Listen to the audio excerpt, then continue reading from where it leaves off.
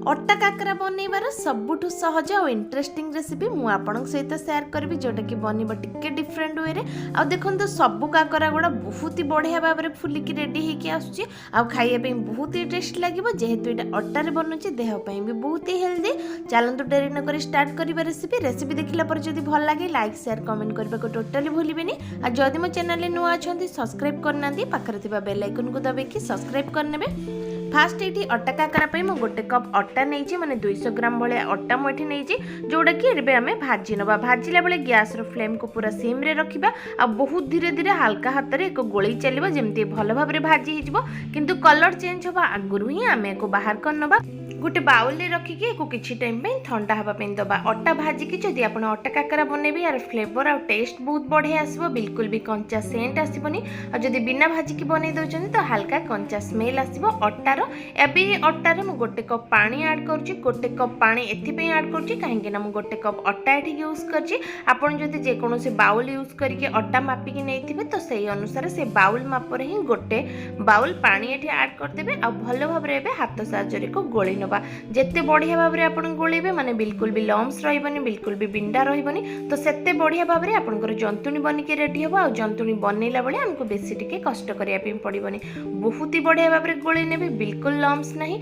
एबे चलंतु स्टार्ट करिबा जंतुनी बनेबा जंतुनी पई मोइटे हाफ कप पानी यूज करछि गोटे कप अट्टा नेछि सेथे पे मोइटे हाफ कप पानी देछि दुईटे अलैचो ऐड करदली हाफ चमच घी ऐड करदेली देसी गुआ घी ता सहित अल्प टिके आमे ऐड करबा सोम जोटा कि बहुत बढ़िया फ्लेवर और टेस्ट देबो। सोम चाहिए आपण गोटा मध्ये ऐड करि परिबे नहले हल्का गुंड करके भी ऐड करि परिबे गोटा अलैचो जगह रे अलैचो गुंड मध्ये ऐड करि परिबे। एबे एठी आमे चीनी आ गुड़ दुईटा जाको ऐड करबा मु हल्का चीनी और हल्का गुड़ ऐड करछि आपण चाहिले खाली चीनी मध्ये नै परिबे या खाली गुड़ नै परिबे। अट्टा रे हल्का सा मीठापण थाए सेति पे मु हल्का कम चीनी आ गुड़ यूज करछि आपण टेस्ट वाइज जेतिके मीठा बनै पई चाहउछंती से अनुसार चीनी आ गुड़ नै नेबे। एबे पानी को भलो भाबरे फुटी जिबा पई देबा देखंतु गुड़ भी हमर मिसी गलानी और चीनी भी ऑलमोस्ट मिसी आसलानी। एबे गोटे हाथ रे एको ऐड कर देबा और आरो हाथ रे हल्का हल्का करके खड़िका साहाय्य रे चलै चलिबा बिल्कुल भी छाड़ीबेनी नहले तळे हल्का जंतुनी लागि जिवो। जंतुनी प्रस्तुत कला बेले जदि आप नॉनस्टिक पैन में बनाऊँ तो बहुत भल कथा बिल्कुल तले लगे और जल्दी आप लुहा या सिल्वर कड़े जंतुनी प्रस्तुत करने चाहते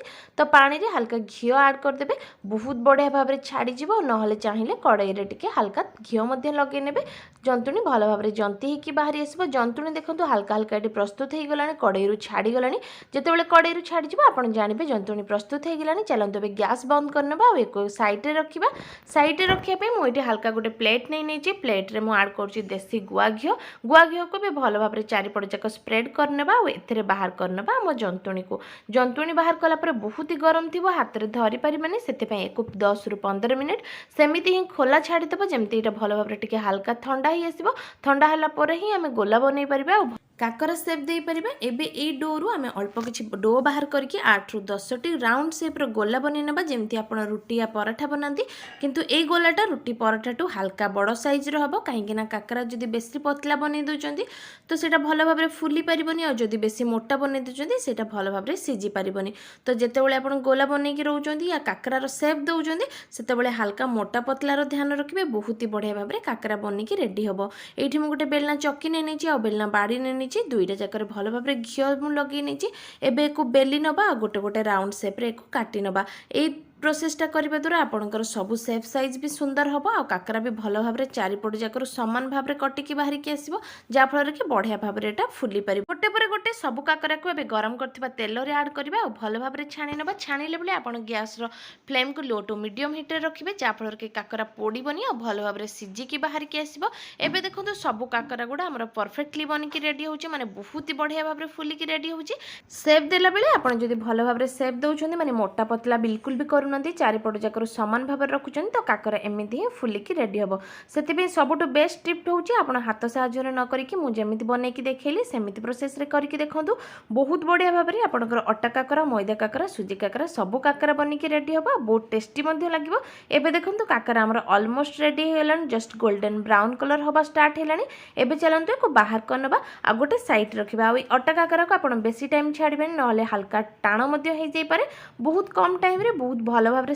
ଛାଣିକି ରେଡ଼ି ହେଇଯିବ। ଏଇଠି କାକରା ଆମର ଅଲମୋଷ୍ଟ ହେଇଗଲାଣି, କଲର୍ ମଧ୍ୟ ପରଫେକ୍ଟ ଆସିଗଲାଣି। ୟାଠୁ ଅଧିକା ଟାଇମ୍ ୟାକୁ ଛାଣିବାନି। ଏବେ ୟାକୁ ବାହାର କରିନେବା। ସାଇଡ଼୍ରେ କିଛି ଟାଇମ୍ ପାଇଁ ୟାକୁ ଏମିତି ହିଁ ଛାଡ଼ିଦେବା, ଯାହାଫଳରେ କି ଏକ୍ସଟ୍ରା ଅଏଲ୍ ଯାହା ବି ଅଛି ସେଇଟା କଡ଼େଇ ଭିତରକୁ ପଳେଇବ ଆଉ କାକରାରେ କମ୍ ଅଏଲ୍ ରହିଯିବ। ଏବେ ଏଇଭଳିଆ ଭାବରେ ମୁଁ ସବୁଗୁଡ଼ା ଛାଣି ନେବି ଆଉ ଏନ୍ଜୟ କରିବି। ଆଶା କরি ରେସିପିଟି ପସନ୍ଦ ଆସିଥିବ। ଯଦି ରେସିପି ପସନ୍ଦ ଆସିଛି ତ କମେଣ୍ଟରେ ମୋତେ ନିଶ୍ଚୟ ଜଣାଇବେ ଆଉ ଲାଇକ୍ ଆଉ ସେୟାର କରିବାକୁ ବିଲକୁଲ ଭୁଲିବେନି। ନମସ୍କାର।